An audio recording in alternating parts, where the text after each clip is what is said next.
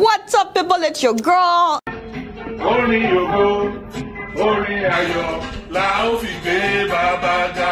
You know, even if you want to do scan today, it's a little bit too early, don't you think? Can we at least get through maybe one story? Anyway, sorry. Today we're starting with an inspiring story of regular Nigerians making us proud. Ladies and gentlemen, please meet 15-year-old climate change activist Esohe Ozigbo, who is changing her environment one trash at a time. Now, this girl and her team are going to places in Lagos, places that are littered with trash. They're picking up trash, they're cleaning up different areas, and guess what? They're turning the trash into fashion. Plastic waste and litter is ubiquitous in Lagos, the commercial capital of Africa's most populous country, Nigeria. With more than 20 million people, the megacity generates 10,000 metric tons of waste every day. Ozigbo and her group participate in community cleanups, recently wading through a mass of plastic pollution that blocked a waterway. Wow, wow, wow. And you won't believe the outfits that they are making with this trash. It looks like a normal fashion show, but it's actually an annual fashion show held by teen climate change activists in Nigeria. All garments the models wear are created with litter, mostly by attaching discarded plastic to fabric. Oh my goodness, see how beautiful. I'm so proud of this girl and her team. I would wear, like, seriously, I would wear that. But you know the truth, it's actually not really about the outfit that they're making, it's about the message that they're passing across. A way of showcasing to everyone what we can do with the trash we so carelessly discard. And I really think it's just like us making a statement and showing that we care about the environment, and you should too. You know, her message is that Nigerians should please stop throwing trash anywhere and everywhere. It is very important for us to take care of the environment, and I love what she said about this. And like the older people, at the end of the day, they will end up leaving this earth and we'll be the ones left with it.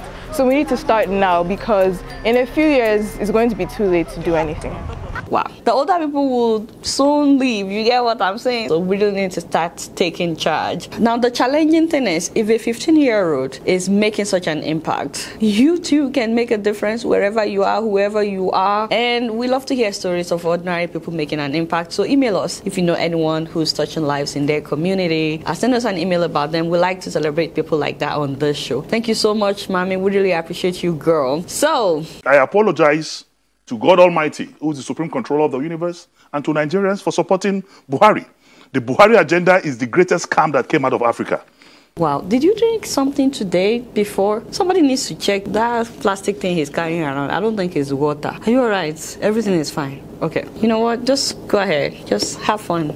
And because I am a Christian and the Bible is superior to me, the Bible is superior to the Constitution of the Federal Republic of Nigeria, and it talked about unequal yoke. Darkness and light don't concur, so I have to leave darkness. So, are you done? Sorry, I'm actually tired. Like, today is just not the day. Anyway, Nigerian lawmakers have approved another $1.5 billion loan. $1.5 billion US dollars. Loan that Buhari wants, despite inflation rate being 18%, a record high in the last 4 years. The loans were part of the external borrowings that Buhari had requested for in May of 2020, that's last year, for the Red Chamber to approve for financing various priority projects. Guys, I am so worried that Nigeria keeps getting into debt. Do we really need another loan? Are we being accountable for the loans that we've taken in the past? Right now, Nigeria's total public debt as of December of last year, December 2020, was 32.9 trillion naira. That's more than 80 billion US dollars. That's like 20% rise from the 27.4 trillion that we had recorded in December of 2020.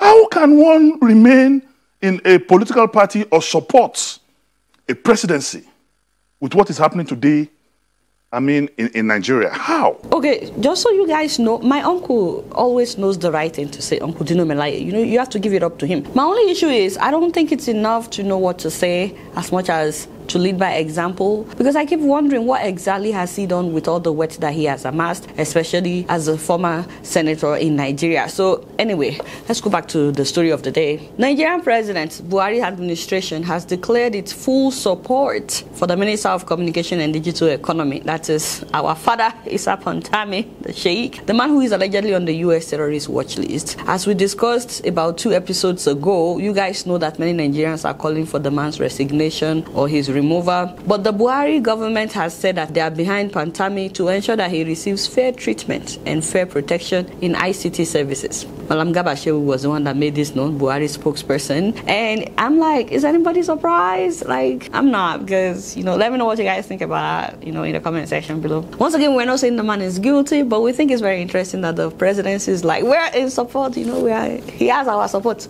So let me know what you guys think about that. Now, real quick, and huge disclaimer to parents, please don't let your kids hear this. This is a PSA, but it's PG. R-rated, so close the ears of your kids, even though it's just one sentence or one paragraph. But we don't think the kids should hear about this. But real quick, we saw a news that has been circulating and we found out that it's not true, and we think we should let you know that it's not true. And the story is about cargo that was supposedly intercepted while shipping penises from Nigeria to China. So this seems to be trending a lot, but we just want you guys to know that the story is not true. We did some fact checking, and so if you see people sending this, passing this to you, just tell them that it is not true. Okay, your kids can open their ears back. Once I was blind, now I can see.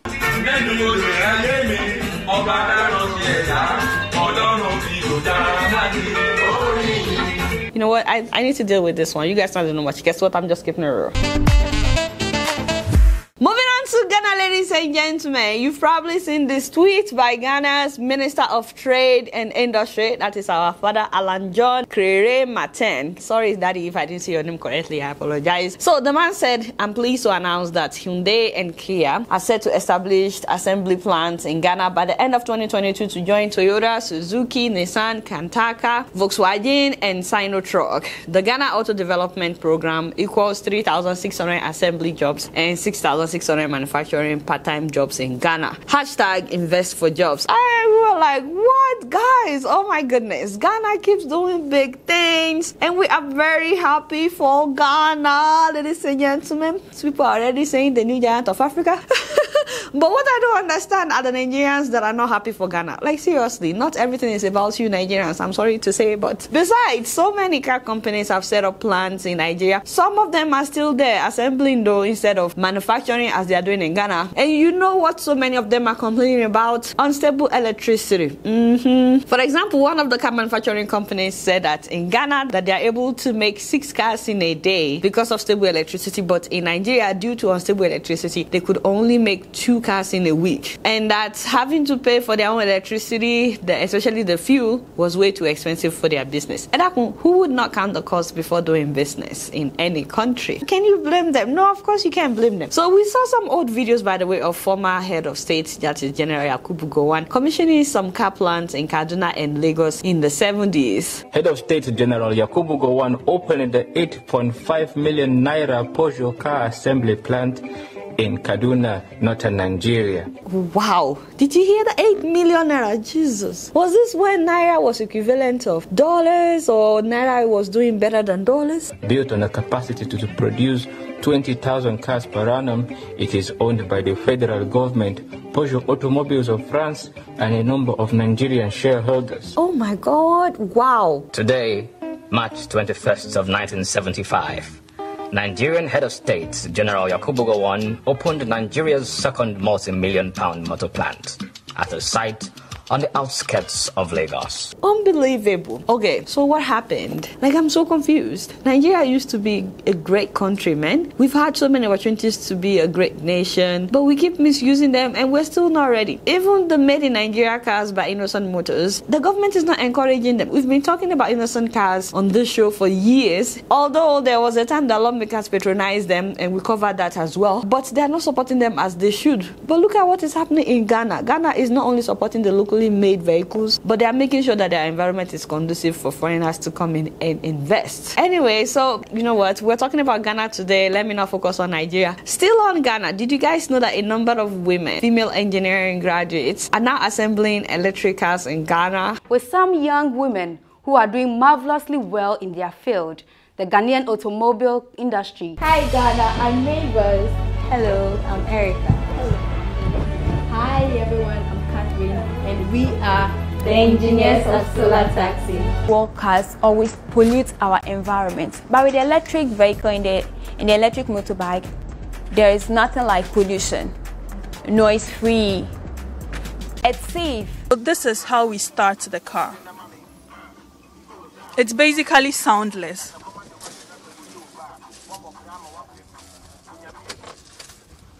The car has started.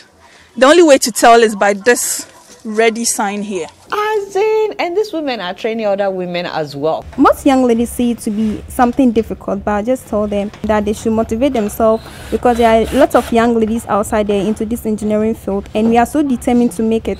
So they should just look up to some of us, then they are good to go. They shouldn't be scared, yeah. How wonderful. They said that they're tired of the industry being dominated by men. People have this mindset that ladies can't do much. We are limited to maybe selling in the market, sitting in the office.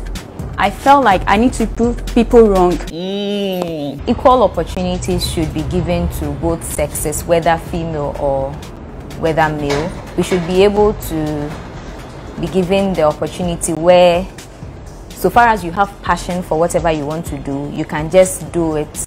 Wow. You have a little sister? Yes, I have a little sister. She's also very proud of me, and then somehow I encourage her to do things, especially that people make her feel she can't do.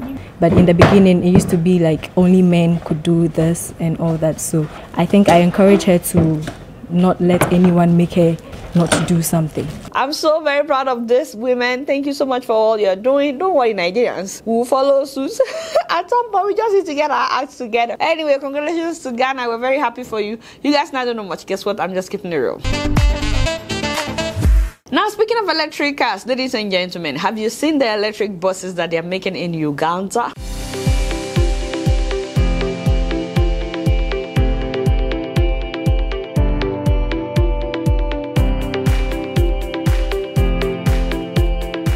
Oh my God, guys, these are beautiful. The automatic sanitizer at the entrance of the buses is an indication of the future of transport in Kampala. So the greatest thing about these Kayola buses is that they are electric. They don't use diesel or any other type of fuel.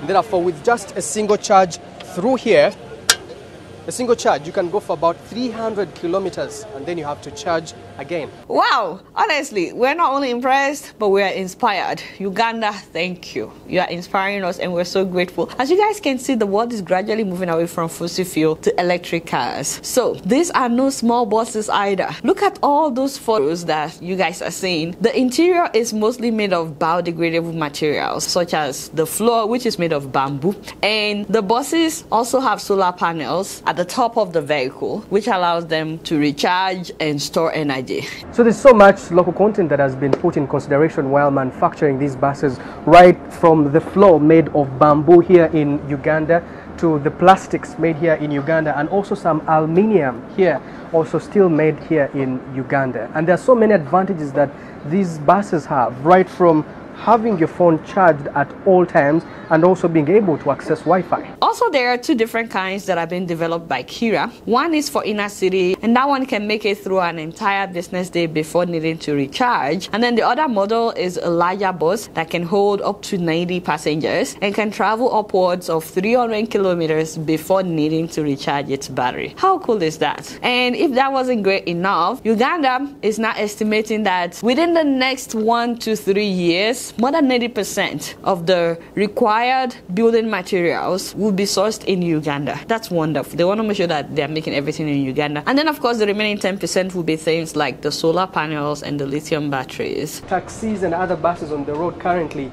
do not have spaces for people who are able differently. But these new buses, the Kaira EVS buses, actually have space for those who are able differently. So if it's a wheelchair, just come through from the doorstep, it's able to be fixed here so that it does not wibble around. We are so proud of Uganda for doing this. It's not only ensuring that the environment is well taken care of, you know, there will be less emission, but it's also creating job opportunities for Ugandans. Kudos to you, Uganda, once again. Thank you so much for doing this. You guys not do much. Guess what? I'm just keeping it real. So, ladies and gentlemen, this video of the president of Malawi has been trending, and for all the right reasons. I can assure you that there is no place on earth where these criminals will hide. I'm taking action.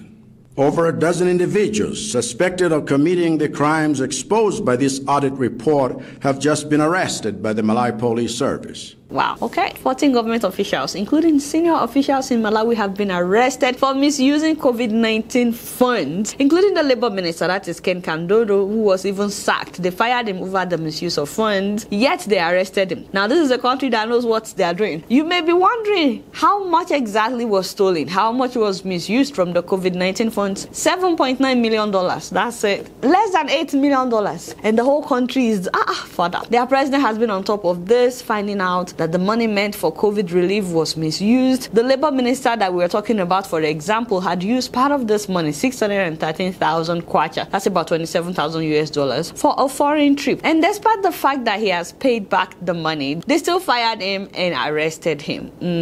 Did you guys hear their president saying that nobody is above the law? Mark my words.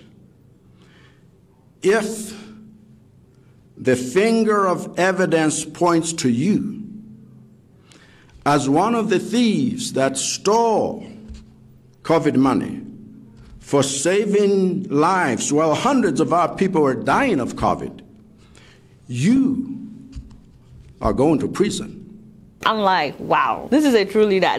As far as I'm concerned, anyone who steals or wastes public funds is a traitor to this country. This is what we thought some leaders would do. It's just, anyway. So the president said that there will be more arrests related to this audit as they continue to audit, and that those involved will be made to repay stolen funds. He said he will also commission further audits into coronavirus-related spending and the use of funds in other areas as well, like the infrastructure development. Once again, kudos to Malawi. You guys are leading by example. You have inspired so many African countries just by this one single act of going after government officials. 14 government officials for our father. Thank you so much, Malawi. We really appreciate you. You guys now don't know much. Guess what? I'm just keeping it real.